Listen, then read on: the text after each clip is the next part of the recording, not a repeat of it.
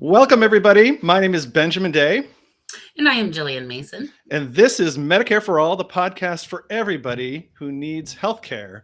Mhm. Now, right now, 26.5 million Americans are insured by United Health Group, making it the largest insurance company in the United States with a whopping 14.4% market share and $287 billion in revenue last year. I looked this up out of curiosity, and about half of the countries in Europe have less of a national income than $287 million. They're about United Health Group is about the size of Denmark, just to give you a sense of perspective.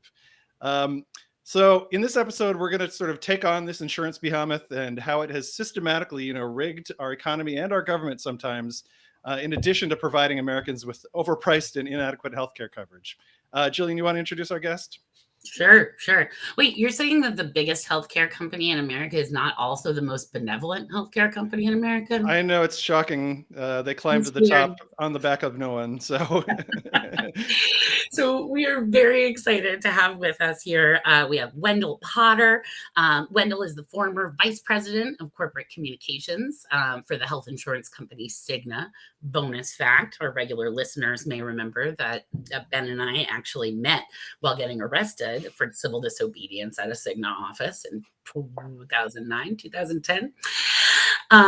In 2008, Wendell Potter resigned, defected from the health insurance industry, and became one of the industry's most prominent whistleblowers, testifying against corporate practices in HMOs in front of the US Senate. So since then, you've become a prominent advocate for Medicare for All and universal health care. And we are very excited to have you with us. Gillian, thanks so much. It's great to be back, not back, but with you and Ben. Thanks very much. I want to know where were you arrested? What Cigna facility was it? it was in the Boston area. It was Okay. a suburb of Boston. I think it was the only civil disobedience in the history of Newton, Massachusetts. So, Well, good for yeah, you guys. yeah, the headquarters were not centrally located. So, How was the jail?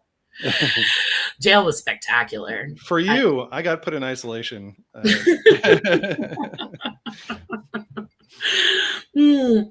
So we have a mutual enemy in Cigna Healthcare, which is great because honestly, if you're an enemy of Cigna Healthcare, you're a friend of mine. So welcome to the show. We're very excited to have you.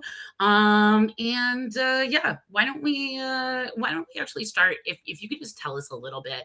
You have this like amazing story about ending your career in the health insurance industry and coming over to the right side of things and walking with Jesus and embracing Medicare for all. And so I wondered if you wanted to just like kind of tell us a little bit about that.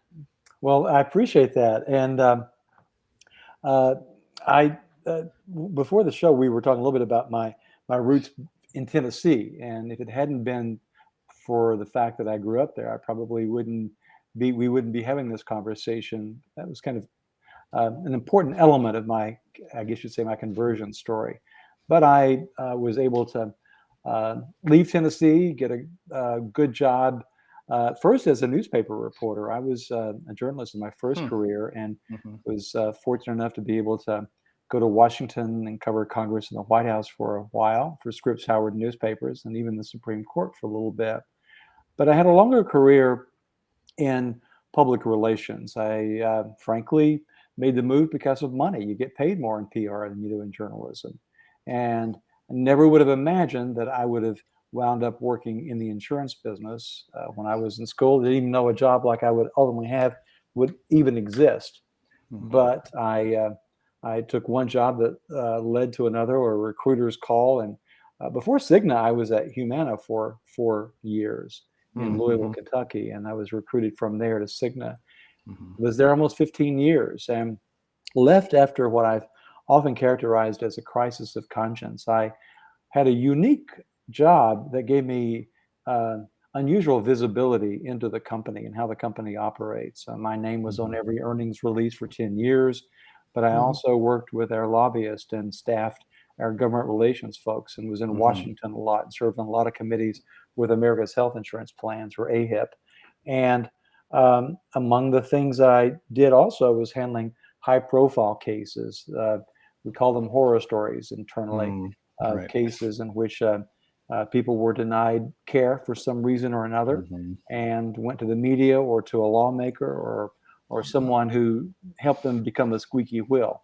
And my team and I would get involved and try to make the story go away one way or another.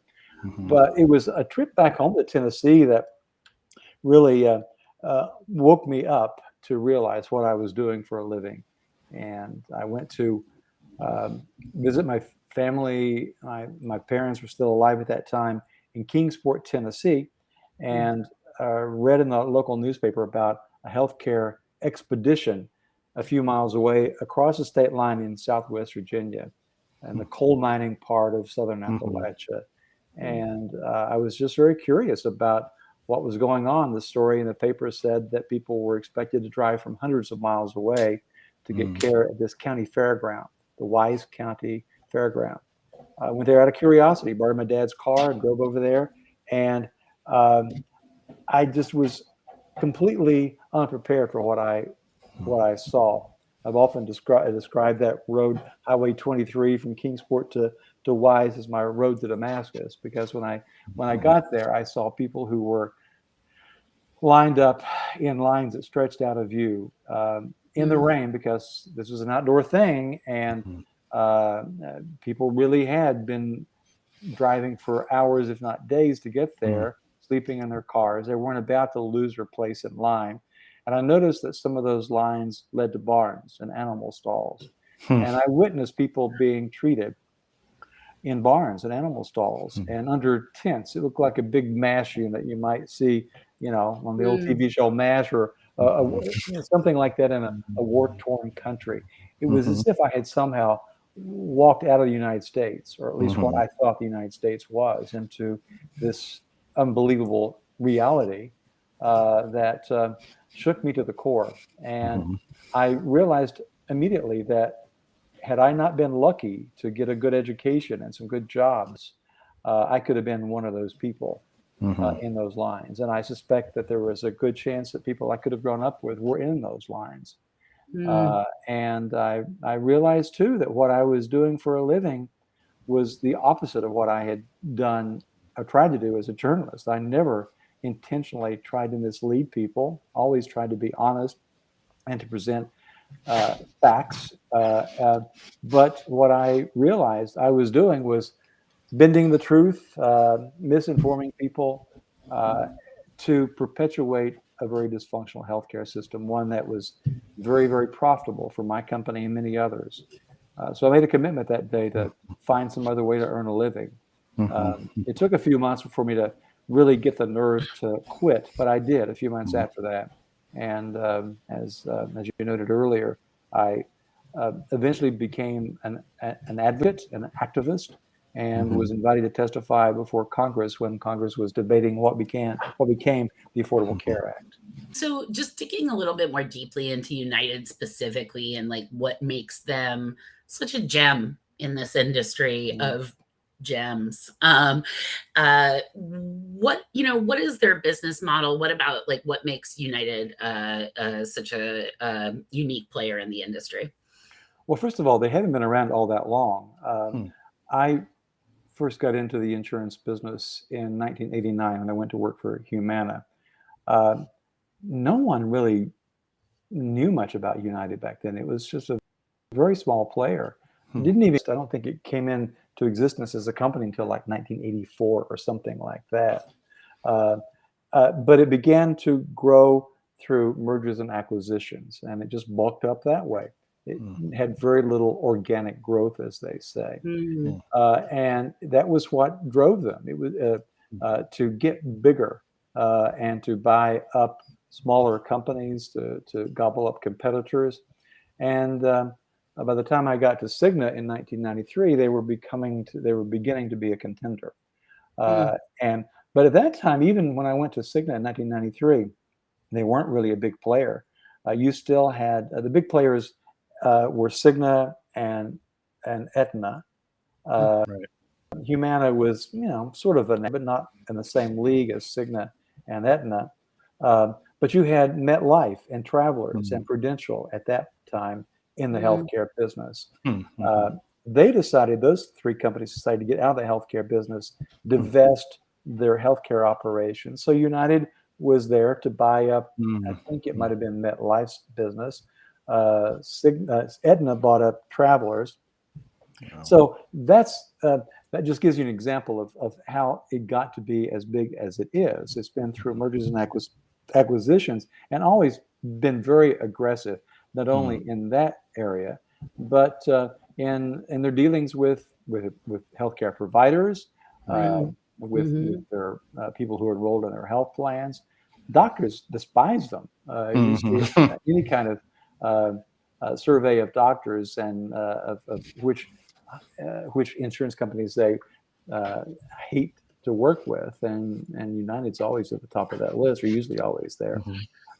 They're just they are notorious in terms of just being difficult to work with, denying claims probably more than most in the industry, wielding their power to cut reimbursement to doctors, and they've also done at the time. Their acquisitions have not just been of competitors, but of physician practices and clinics and dialysis centers and tech companies, right? I was reading that they're like masters of vertical integration when it comes to acquiring these different tech companies that create the kind of systems by which insurance is reimbursed. Yeah, they set the standard in the industry in many different ways, and that's exactly right. One of their big divisions is called Optum, which does not sell health insurance, but it's where it's their data business. It's where their pharmacy benefit management operations are based, and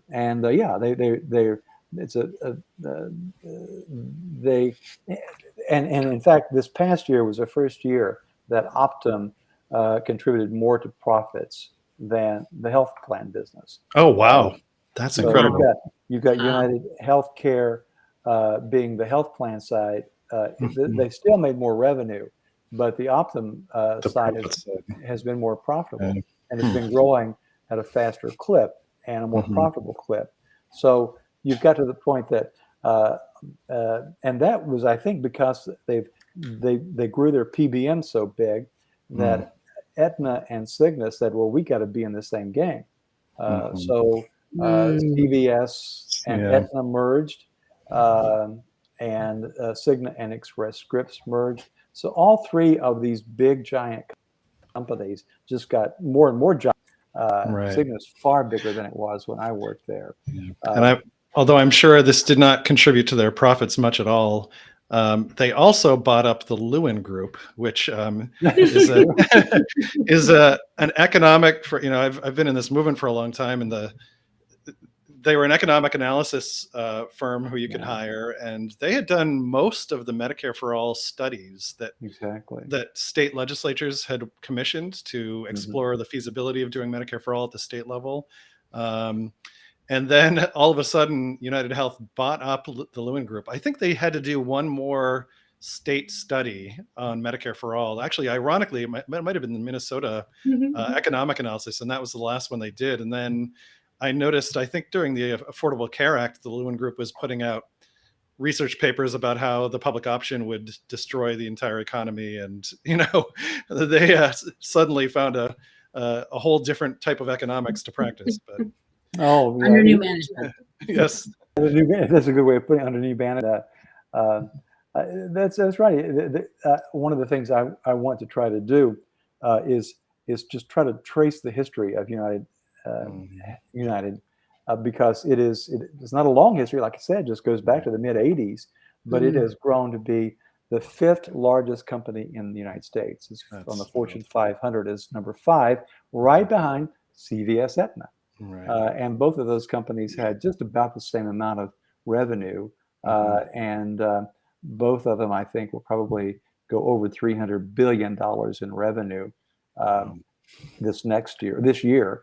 And another thing, you were talking about their revenues, their profits. United made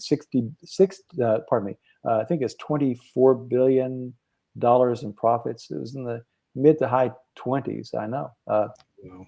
just an extraordinary amount of money, and that's money, of course, that if really nice guys, they could give their customers a break, approve more care, not force people to pay so much out of their own pockets before their coverage kicks in. But no, they have to use that money to reward shareholders, and they use a big chunk of it to buy back shares of their own stock, which does nothing more than inflate their earnings per share, and that benefits shareholders and top executives like Sir Andrew Whitty. Right.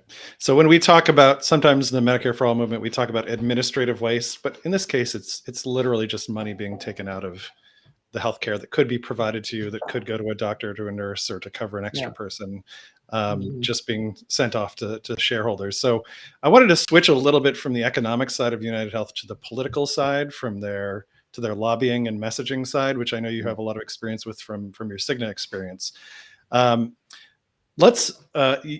You talked about taking a historical perspective. Let's go not super far back, but just to the Affordable Care Act, which I think I believe you had a bit of a front row seat to Affordable Care Act lobbying. So what was the health insurance industry's sort of inside strategy when it came to the Affordable Care Act, and did they ultimately succeed? I think they did. They, job number one was, if possible, to try to kill it outright, to make sure nothing passed. And they the entire Affordable Care Act, right? Exactly. And they have a good track record of killing reform, period, whether it's in Washington or in the States. Became inevitable that something was going to pass, or at least at one point it became. A long time before it became inevitable, but they kind of had a two-track strategy. One, we'll try to kill it. We'll throw a lot of money behind the scenes at trying to kill it, and pretend that we're working in good faith with the Obama administration and Democrats in Congress. That was their bifurcated strategy. It was revealed sometime after the Affordable Care Act was passed that AHIP had funneled over $100 million to the U.S. Chamber of Commerce to finance the chamber's anti-reform, anti-ACA advertising and PR campaign and lobbying campaign. $100 million. That's a lot of money. It's a lot. And that was money that would have been completely hidden from public view had it not been for an enterprising and very resourceful and determined reporter at that time at National Journal. But the big companies pool their money, and we're seeing that they're doing it right now. There are various front groups that emerge over time. The front group during that era was one called Healthcare America, and that was where a lot of money went to try to. The reason you do that is because you want to have to be disassociated from the money, and if people knew that United and Cigna and the industry was pouring all this money into killing the bill, they would see this self-serving, which of course it was and would be. So they try to they give it to organizations that have reputations like the Chamber that are perceived to be really representing business and small business in particular, which of course it does not, but it has a better reputation than industry players do. So that was so during the ACA, you're talking about their previous front group, right? Since in the post-Bernie era, right, they've come up with a new tool, the Partnership for America's Healthcare Future. All Orwellian front groups names, apparently. You have to check your 1984 to come up with these names. Apple Pie Healthcare. Right. In fact, 1984 was kind of an interesting year. I think that was probably the year that United was born. So maybe there's some significance. How ironic, inappropriate. Born in 1984. So with the Partnership for America's Healthcare Future, though, their mission explicitly right now is lobbying against Medicare for All, right? Yes, it's lobbying against Medicare for All. But they will lobby against whatever they don't like anywhere, whether it's Washington or the states. They've got affiliates in the states. they'll spring into action if there is a single payer bill in the states or even a public option bill. And I saw this in the states last year. There were 3 states that were trying to establish a state-based public option: Connecticut, Colorado, and Nevada. And the Partnership for America's Healthcare Future had the Colorado blah, blah, blah for America's Healthcare Future. Yeah. And the same in Nevada and Connecticut. So they will spend a lot of money to try to defeat anything that they think is a threat to profits. And they even think a public option could be a threat to try to make it go away. Even, it's not likely, it certainly wouldn't be an existential threat by any means. It would just potentially give them more competition, which they could withstand. But if you can kill it, let's go after it and try to kill it. That's what they do. And they put out all these videos kind of, basically going after the public option and Medicare for all as if they're the same thing, which is an interesting tactic, I think. It's just branding it government healthcare, essentially. Right. And that's it. They brand it as government-run healthcare. They use the same terms that they've been using forever. I call them evergreen. Government-run healthcare. And in fact, during the ACA, when the House voted on the bill, just about every Republican went to the well of the House to say that this is the worst thing ever that is going to be ushering in. This is government-run healthcare. So, they're not very original. The talking points, they trot them out whenever there's a need, and it's based on the concept of FUD, fear, uncertainty, and doubt, to get people to fear something that is being proposed that you want people to believe would not be in their best interest. And and United and Cigna and every corporation in America just about has spent money over the years to get people to fear and distrust their government. So there's that. And we've seen that's obviously paying off dividends during the Trump era, maybe in ways they didn't anticipate. So that kind of gets, you just went way down the road. This last question we had for you, which was to ask about the insurance industry framing of how they're going to frame the opposition to Medicare for all. But we also, and if you have anything else to add to that, we would love to hear it. But also, on the other side, how should Medicare for all advocates think about their messaging and framing the pro case for Medicare for all? Yeah, I think to your first question, I think they will continue with the same framing that they've used.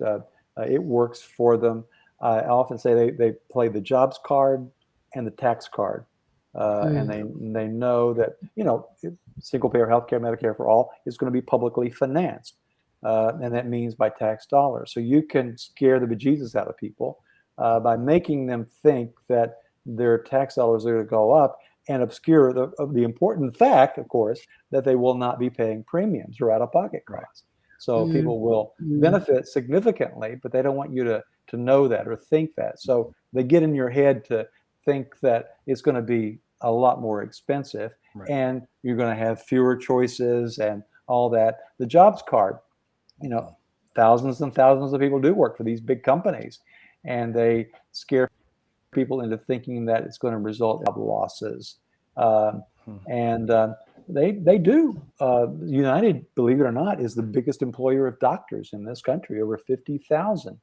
And I don't even know how many more nurses than that. So they've all these caregivers to deny care for the most part.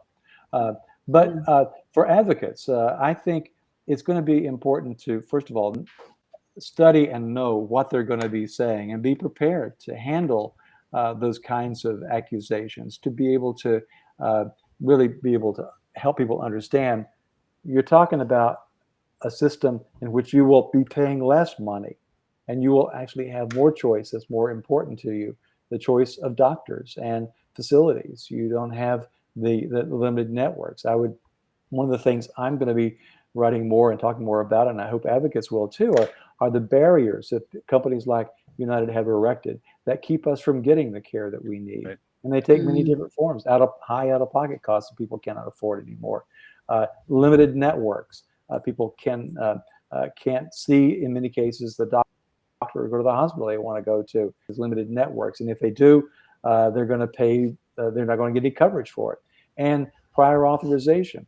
A lot of doctors have told me that they're suffering from moral injury because they cannot treat their patients the way they know they should be treated, because they have to, in so many cases these days, ask an insurance company for permission before they can treat a patient or even prescribe a medication for a patient. So the other thing I think is going to be important for advocates to be good storytellers. I think it's going to be important really to villainize the insurance industry in particular. I often say that it seems as if there's only room for one villain in the barrel at a time. And right now, it's mostly the pharmaceutical industry. There's so much debate and discussion about drug prices, as there should be. But as a consequence, the media and policymakers have largely given insurance companies the free pass. So that's got to change. We got to change that. We got to put them back on the hot seat, and we've got to do a lot of storytelling. We've got to get away from just relying on facts and figures, which are important, but to tell real stories about real human beings. Perfect. Yeah. That's really awesome. I love what you're saying about people, just telling those stories of real people, like those folks in Tennessee who you mentioned. And I think, one of the corollaries to that, right, is the importance of telling about some of the real people who are working in the insurance industry. And so I would just, for you, Wendell, what would you say to folks who are in the insurance industry right now, who are in that position that you were in just 10 years ago? Call me. We can talk. I fully understand why many of them feel tied to their jobs. Your ego's tied up in your title. You've got bills to pay. But listen to your conscience. In many cases that what you're doing is not the right thing, not what you really want to do with your life. There are ways out. And I know a lot of people. I don't know many people who've become whistleblowers and testify before Congress about the industry, but I have fortunately met a number of people over the years who have left the industry better things with their lives, and including in healthcare and trying to improve the lives of others.